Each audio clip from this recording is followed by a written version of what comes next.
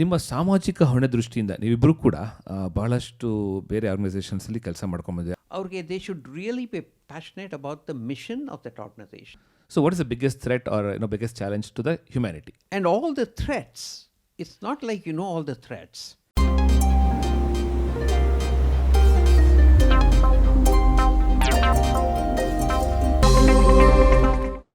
Deshpande sir, ನೀವು Obama ಅಡ್ಮಿನಿಸ್ಟ್ರೇಷನ್ನಲ್ಲಿ your national council to support President Obama's innovation and entrepreneur strategy from 2010-2015 ಈ ಒಂದು ಕೌನ್ಸಿಲ್ನಲ್ಲಿ ನೀವು ಸುಮಾರು 5 ವರ್ಷ ಕೆಲಸ ಮಾಡಿದ್ದೀರ. ಅದರ ಅನುಭವ ಹೇಗಿತ್ತು?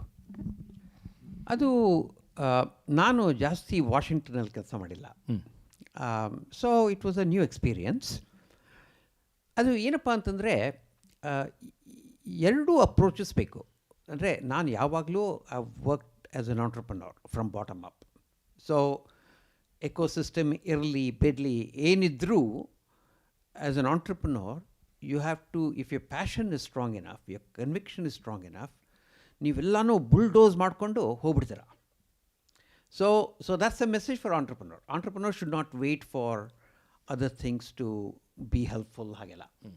But if you're a policy maker and an ecosystem builder, then your job is to reduce the friction for people who should be successful.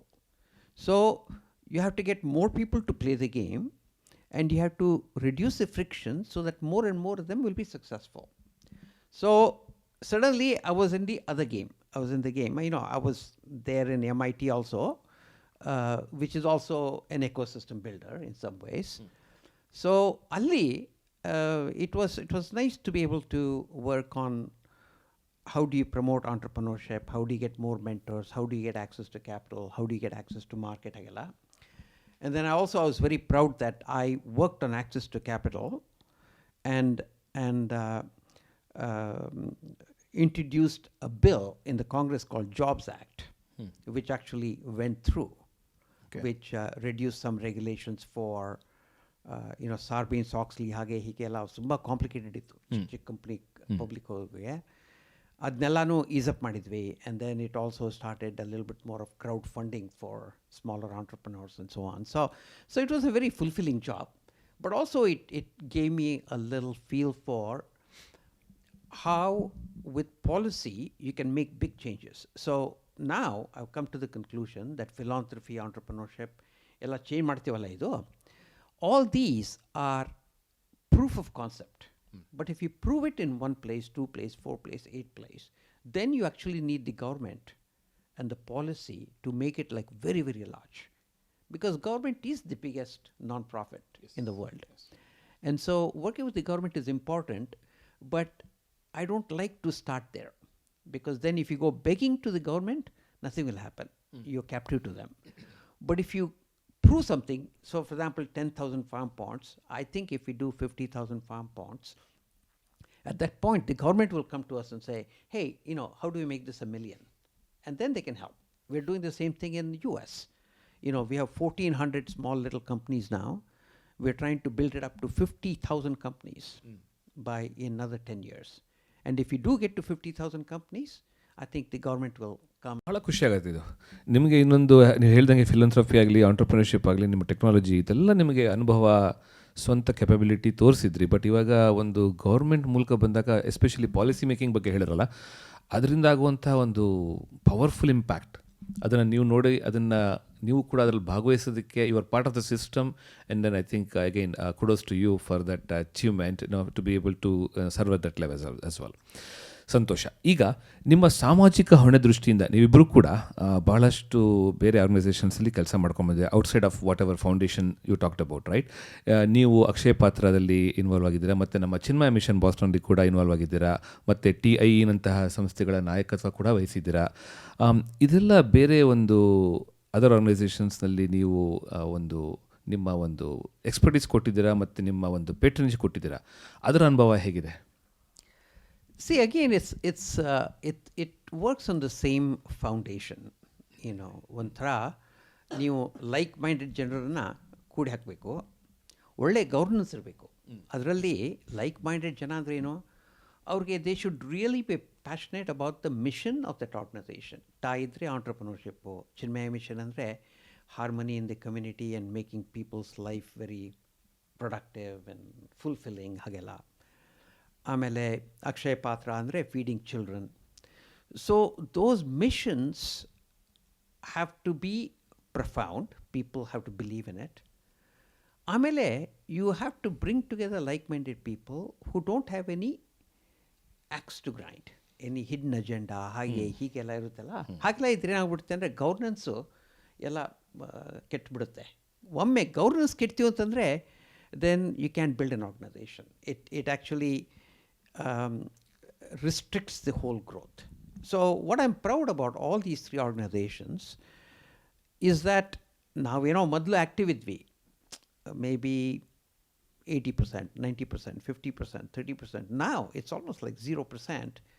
But the organizations have developed a culture, have developed management teams and stamina and sustainability, that they are able to continue the work.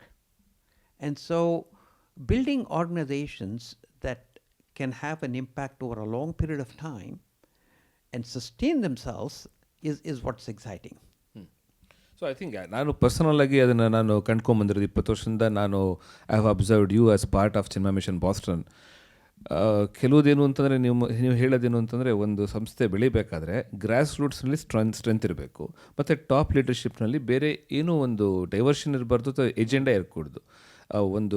ಆ ಒಂದು values system ಏನಿದೆ, ಆ ಒಂದು objectives ಏನಿದೆ, ಅದ್ರ ಕಡೆ ಎಲ್ಲ ಗಮನ ಕೊಟ್ಟರೆ ಆರ್ಗನೈಸೇಷನ್ ಚೆನ್ನಾಗಿ ಬೆಳೆಯುತ್ತೆ ಅನ್ನೋದಕ್ಕೆ ನೀವು ಹೇಳಿದಾಗೆ ಈ 3 ಸಂಸ್ಥೆಗಳೇ ಒಂದು ನಿದರ್ಶನ. ತುಂಬ ಥ್ಯಾಂಕ್ಸ್. ಆ ಒಂದು ಸಮಾಜದ ಒಂದು ಪರ್ಸ್ಪೆಕ್ಟಿವ್ ಏನು ಕೊಟ್ಟಿದ್ದೀರಾ. ನಿಮಗೆ ಆ ಒಂದು ದೃಷ್ಟಿಯಲ್ಲಿ ಈ ಒಂದು ಆರ್ಗನೈಸೇಷನ್ಸ್ ಬಗ್ಗೆ ಹೇಳೋದಾದರೆ? ನಾನು ಇಲ್ಲಿ ಬಾಸ್ಟನ್ ಮ್ಯೂಸಿಯಂ ಆಫ್ ಸೈನ್ಸ್ನಲ್ಲಿ 20 ವರ್ಷ ಆಯಿತು. I am a trustee there.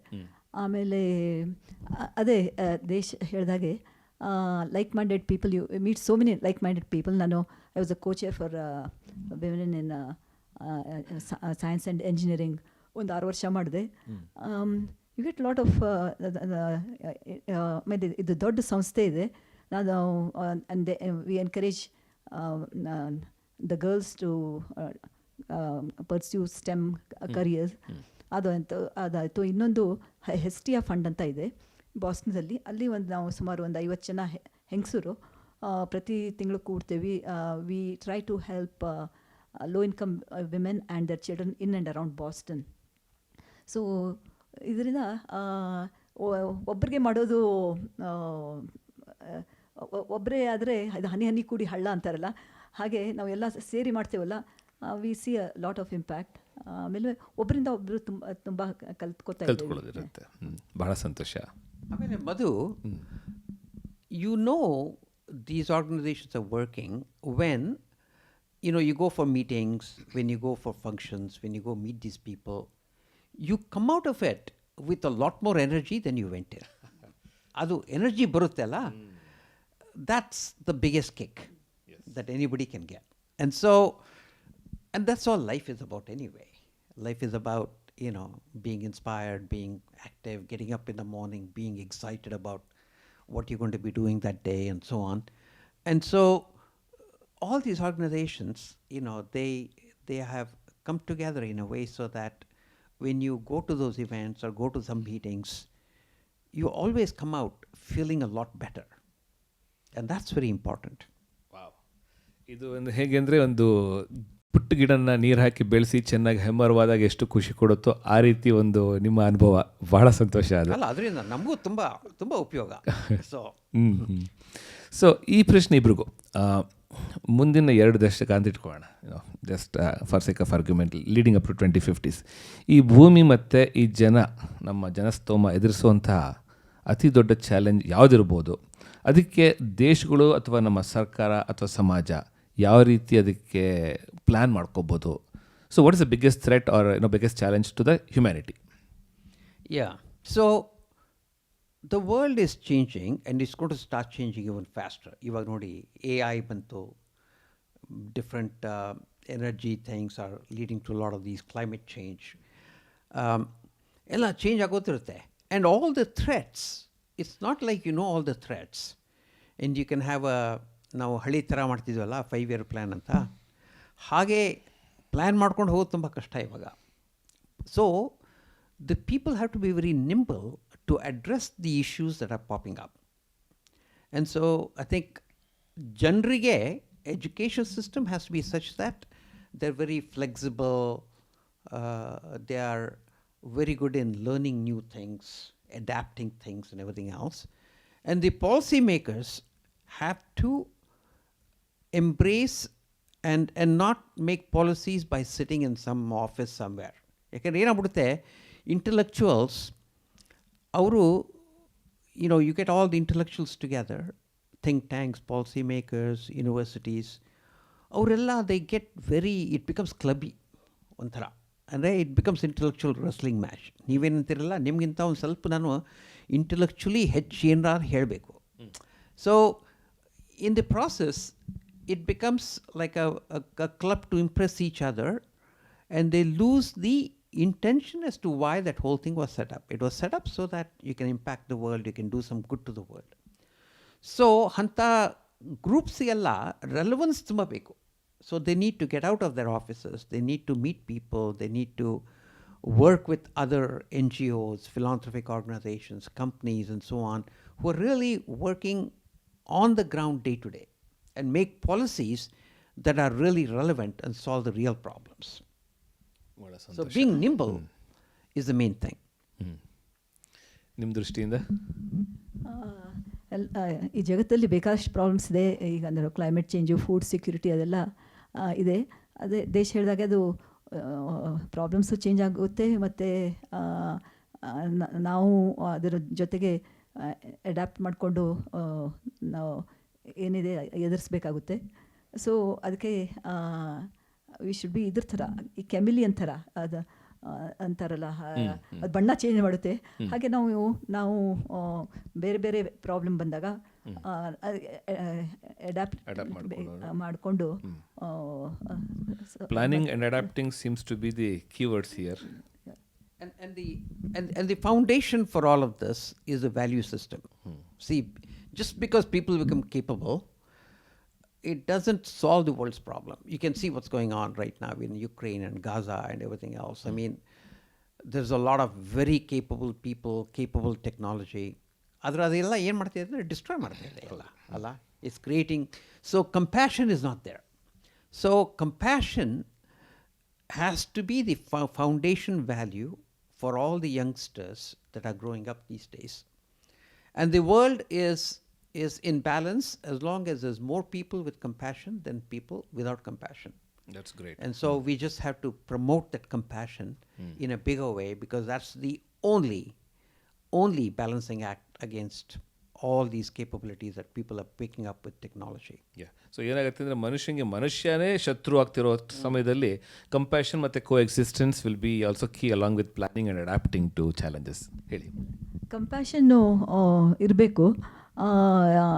Skills ಇಲ್ಲ ಅಂದರೆ ಪರವಾಗಿಲ್ಲ, skills you can always learn. ಆದರೆ ಮೊದಲು ಅದು ದೇಶದಾಗೆ ಅದು ಕಂಪ್ಯಾಷನ್ ಇದ್ದರೆ ನೀವು ಮಿಕ್ಕಿದೆಲ್ಲ ನೀವು ಕಲ್ತ್ಕೊಂಡು ಸುಧಾರಣೆ ಮಾಡ್ಬೋದು. ಆ ಸಮಾಧಾನನೇ ಮನಸ್ಸಲ್ಲಿಲ್ಲ ಅಂದರೆ ಏನೂ ಮಾಡೋಕ್ಕಾಗಲ್ಲ ಅಲ್ವಾ. ಸೊ ಹಾಗಾಗಿ ಕಂಪ್ಯಾಷನ್ ಬರೋದು ಸಮಾಧಾನ ಇಟ್ಕೊಂಡು ಬೇರೆಯವ್ರಿಗೆ ಸಹಬಾಳ್ವೆ ಇದ್ದರೆ ನಡೆಯುತ್ತೆ. ಸೊ ಸಂತೋಷ. ಸೊ ಈಗ ನೀವು ಭಾರತ ಮತ್ತು ಅಮೆರಿಕ ಇದೆಲ್ಲ you spend most of the time ಎರಡು ದೇಶದಲ್ಲೂ ಓಡಾಡ್ತಿರ್ತೀರ, ಬೇರೆ ಬೇರೆ ಬೆಳವಣಿಗೆ ನೋಡ್ತಿರ್ತೀರ. ಆದರೆ ಭಾರತ ಅಥವಾ ಸ್ಪೆಸಿಫಿಕಾಗಿ ಕರ್ನಾಟಕದಲ್ಲಿ ಹೇಳೋದಾದರೆ ಕಳೆದ ದಶಕ ಅಥವಾ ಒಂದು 15-20 ವರ್ಷ ಅಂತ ಇಟ್ಕೊಳ್ಳಿ, ಆ ಒಂದು ಟೈಮ್ ಫ್ರೇಮ್ನಲ್ಲಿ ಏನು ಒಂದು ಪಾಸಿಟಿವ್ ಬದಲಾವಣೆ ನೋಡ್ತಿದ್ದೀರಾ? ಮತ್ತು ಅದರಲ್ಲಿ ನಿಮಗೆ ಯಾವುದು ಒಂಥರ ಖುಷಿ ಆಗುತ್ತೆ ಅಲ್ಲಿ ಹೋದಾಗ, ಓಕೆನಪ್ಪ ಇದು ಹಿಂದಿಗಿಂತ ಚೆನ್ನಾಗಿದೆ, ಯಾವುದು ನಿಮ್ಗೆ ಅನಿಸುತ್ತೆ ಆ ಥರ ಬೆಳವಣಿಗೆ? ಭಾರತದಲ್ಲಿ ಇಟ್ಸ್ ವೆರಿ ಎಕ್ಸೈಟಿಂಗ್ ರೈಟ್ ನಾವ್. I think we are at an inflection point. ನಾವೆಲ್ಲ ದೇಶ ಬಿಟ್ಟಾಗ ನಾನು ಬಿಟ್ಟು 1973. ಆವಾಗ ನಮ್ಮ ದೇಶದಲ್ಲಿ ಟೆಕ್ನಾಲಜಿ ಇರಲಿಲ್ಲ, ಕಾನ್ಫಿಡೆನ್ಸ್ ಇರಲಿಲ್ಲ ಯುವಕರಿಗೆ. ದೊಡ್ಡದೇನಾದರೂ ಮಾಡ್ತೀನಿ ಅಂತ ಅಷ್ಟು ಕಲ್ಪನೆಯೂ ಇರ್ತಿರಲಿಲ್ಲ. ಆದರೆ ಇವಾಗ people are very capable. And I would say 2% of the population throughout India, and more so in Karnataka, are globally as competitive as anybody else in the world. Lawyers ಆಗಲಿ, engineers ಆಗಲಿ, doctors ಆಗಲಿ, journalists agli, storytellers agli, they are as competent as anybody in the world, which means there's like 35 million people now in India who are as capable as anybody. But at the same time, India also has millions of people who are not doing well. And the other thing is, India has freedom. It's not like China. ಇದು ಮಾಡಕ್ಕೆ ಬರಲ್ಲ, ಅದು ಮಾಡಕ್ಕೆ ಬರಲ್ಲ ಅಂತ. So the combination of those three things is what is unique about India. As a result, I think India has the best chance of coming up with solutions that can solve the problems for billions of people, particularly the bottom 5 billion people. And so my hope is that in addition to, ಇವಾಗ ನೋಡಿ ಚಂದ್ರಯಾನ್ ಮಾಡಿದ್ರು, they landed the man on the moon. But that's very good. But I think India needs to pay similar amount of focus and stress and put their vision and capability, everything else, to also improve the lives of the other 800 million people in villages. Nammalli 650,000 villages are there. So all those villages have to go through the same transformation.